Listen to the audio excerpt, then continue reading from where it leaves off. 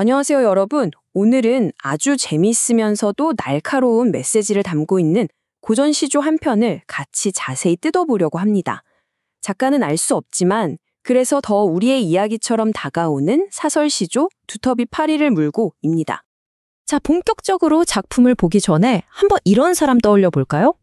자기보다 약한 사람 앞에서는 굉장히 거만하고 목에 힘을 팍 주다가도 자기보다 더 힘센 사람이 나타나면 언제 그랬냐는 듯이 갑자기 막 굽신거리는 사람. 혹시 본 적 있나요? 오늘 우리가 만나볼 작품 속 주인공이 바로 딱 그런 모습을 보여주거든요. 이 작품의 종류는 사설시조예요. 사설시조는 조선 후기에 주로 평범한 백성들이 불렀던 노래인데요. 뭐랄까, 형식이 딱딱 정해진 게 아니라 좀 더 자유롭고 하고 싶은 말을 아주 솔직하게 담아냈어요. 특히 가운데 부분, 중장이 길어진 게 특징이죠. 힘든 현실에 대해 그냥 화만 내는 게 아니라 이걸 웃음으로 풀어내면서 비판했던 거예요. 요즘으로 치면 아주 재치 있는 풍자 컨텐츠 같다고 할 수 있겠네요. 자, 그럼 본격적으로 작품 속으로 들어가서 첫 부분, 초장부터 함께 보겠습니다.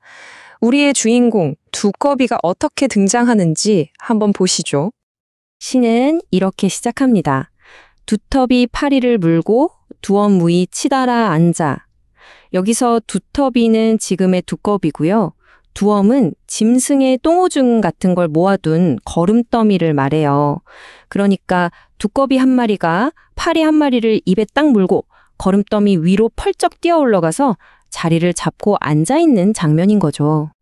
이 장면 머릿속에 한번 그려보세요. 파리 사냥에 성공한 두꺼비가 거름더미라는 자기만의 왕좌에 딱 올라서서 세상을 다 가진 것처럼 으스대는 모습. 굉장히 의기양양하고 거만해 보이지 않나요? 그렇죠. 힘없는 약자, 파리를 억압하는 지배자의 모습이 이 한 구절에 그대로 담겨 있는 거예요. 자, 여러분.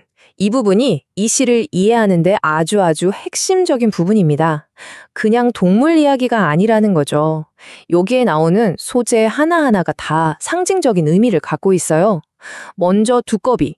이 두꺼비는 그 당시 백성들의 고열을 빨아먹던 부패한 관리, 즉 탐관오리를 상징합니다. 그럼 두꺼비한테 잡아먹힌 파리는 누구를 뜻할까요? 맞아요. 바로 힘없는 백성들을 의미하는 거죠. 그리고 두꺼비가 떡하니 올라앉아 있던 그 더러운 두엄더미는요? 바로 그 탐관오리가 부정한 방법으로 긁어모은 재물을 상징하는 겁니다. 어때요? 이렇게 보니까 이야기가 완전 다르게 느껴지죠? 그렇게 의기양양하게 거들먹거리던 두꺼비. 그런데 작품의 중간 부분인 중장에서 갑자기 상황이 확 바뀝니다. 두꺼비에게 위기의 순간이 찾아오거든요. 건너산 바라보니 백송골이 떠 있거늘 가슴이 금찍하여 풀떡 뛰어 내리다가 두엄 아래 자빠지거고. 이게 무슨 말이냐면 저 건너편 산을 딱 봤는데 하얀 송골매, 백송골이 하늘에 떠 있는 걸 본 거예요.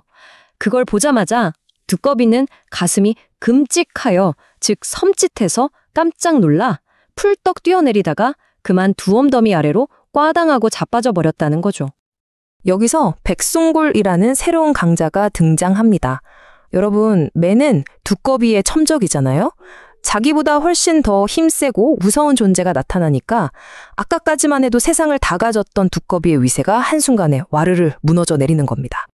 바로 이 장면이 두꺼비의 이중적인 면모를 아주 기가 막히게 보여주는 부분이에요. 약자인 파리 앞에서는 그렇게 포악하고 거만하더니 강자인 백송골 앞에서는 한없이 비굴하고 겁에 질린 모습을 보이죠. 이게 바로 우리가 처음에 얘기했던 강한 자에게 약하고 약한 자에게 강한, 소위 강약약강의 전형적인 모습인 거죠. 작가는 두꺼비가 도망치는 이 모습을 일부러 아주 우스꽝스럽고 볼품없게 그리고 있어요. 심장이 철렁해서 허둥지둥 뛰어내리다가 결국에는 떼굴떼굴 자빠지는 이 모습. 이렇게 비판하고 싶은 대상을 일부러 우습게 만들어서 조롱하는 표현 방법을 희화화라고 해요. 이 우스꽝스러운 모습을 보면서 독자들은 통쾌함을 느끼고 웃음을 터뜨리게 되는 거죠. 자, 이제 이야기의 마지막 부분, 종장으로 가볼까요? 과연 이 소동은 어떻게 마무리가 될까요? 이렇게 창피하게 자빠진 두꺼비가 이제 혼잣말을 중얼거립니다. 모처라 날랜 내시망정 애헐출 뻔 하괴라. 자, 여기서 아주 중요한 변화가 생깁니다. 잘 보세요. 초장과 중장까지는 이 모든 상황을 밖에서 지켜보는 관찰자가 이야기를 해줬잖아요. 그런데 종장에서는 말하는 사람이 바로 두꺼비 자신으로 바뀌었어요. 이제 우리는 두꺼비의 속마음을 직접 들을 수 있게 된 거죠. 그럼 두꺼비가 뭐라고 하는지 들어볼까요? 하마터면 큰일 날 뻔했네. 마침 날쌘 나였으니까 이만했지 다른 놈이었으면 크게 다칠 뻔했어 라고 말하는 겁니다. 방금까지 벌벌 떨면서 비굴하게 도망치다 넘어진 주제에 자기가 엄청 민첩해서 위기를 벗어난 것처럼 허세를 부리고 있는 거죠. 이런 태도를 사자성어로 허장성세라고 합니다. 실속은 없으면서 헛된 기세만 부리는 거죠. 자신의 비겁함이나 창피함에 대해서는 조금도 반성하지 않고 오히려 내가 잘나서 이 정도인 거야 라면서 스스로를 합리화하고 있는 거예요. 이 마지막 변명을 통해서 두꺼비라는 인물이 얼마나 위선적인지 그 본 모습이 완전히 드러나게 됩니다. 자, 그럼 지금까지 우리가 살펴본 초장, 중장, 종장의 내용을 모두 모아서 이 작품이 진짜 하고 싶었던 이야기가 무엇인지 한번 정리해 보겠습니다. 이 표를 보면 작품의 전체 구조가 한눈에 들어오죠. 힘없는 백성인 파리, 그 파리를 착취하는 지방의 권력자, 탐관오리인 두꺼비, 그리고 그 두꺼비마저 벌벌 떨게 만드는 더 높은 중앙 권력자인 백송골. 이 작품은 결국 동물들의 먹이사슬을 통해서 당시 사회의 부조리한 지배계층 구조를 통렬하게 꼬집고 있는 겁니다. 작가는 이런 날카로운 비판을 아주 세련된 방식으로 하고 있어요. 동물의 세계에 빗대어 인간 사회를 이야기하는 우의적인 기법을 썼고요. 지배계층의 위선과 잘못을 돌려서 꼬집는 풍자, 또 대상을 일부러 우스꽝스럽게 만들어서 웃음을 유발하는 희화화, 그리고 이 모든 것을 아우르는 해학적인 태도까지 그냥 화를 내는 게 아니라 웃음이라는 아주 강력한 무기로 현실의 문제점을 비판하고 있는 거죠. 그런데 여러분, 수백 년 전에 만들어진 이 노래가 왜 오늘을 사는 우리에게도 이렇게 와닿는 걸까요? 마지막으로 이 작품을 통해 우리가 함께 생각해 볼 만한 질문 몇 가지를 던져보려고 합니다. 약자에게는 군림하고 강자 앞에서는 비굴해지는 이 두꺼비의 모습.